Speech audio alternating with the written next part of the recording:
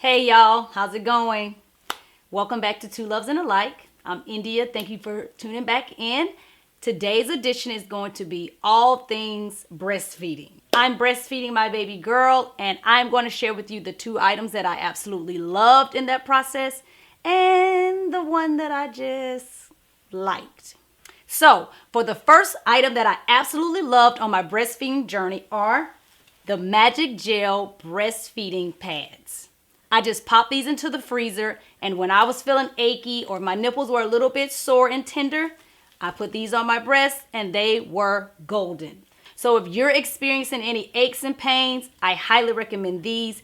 I was gifted these, but I see that they're available on Amazon for $17.99. There are also some that are available for about $9 up to about $25, depending on the size and the little pads. These were amazing. I highly recommend them. Okay, so for the second item that I absolutely loved on my breastfeeding journey was a silicone breast milk storage bag. Now this one is Junobie or Junobie. Not quite sure how you pronounce it. I would say Junobie. I think it's cuter.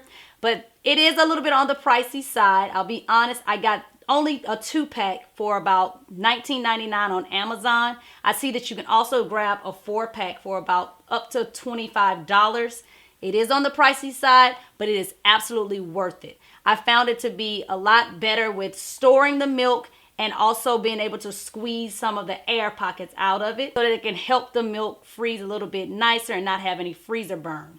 Now, don't get me wrong. I did love the throwaway bags. They were super easy to just pop into the trash once you were done. And I did like Medela or anything that had like a rectangular symmetrical shape because I was able to just pop it out of the freezer and right into the bottle warmer. It fit snugly and it was easy going. Now, I did not like, however, the motif shaped bag or any bag that has some sort of side spout or anything that is off the rectangular shape that does not allow it to just sit right into the warmer.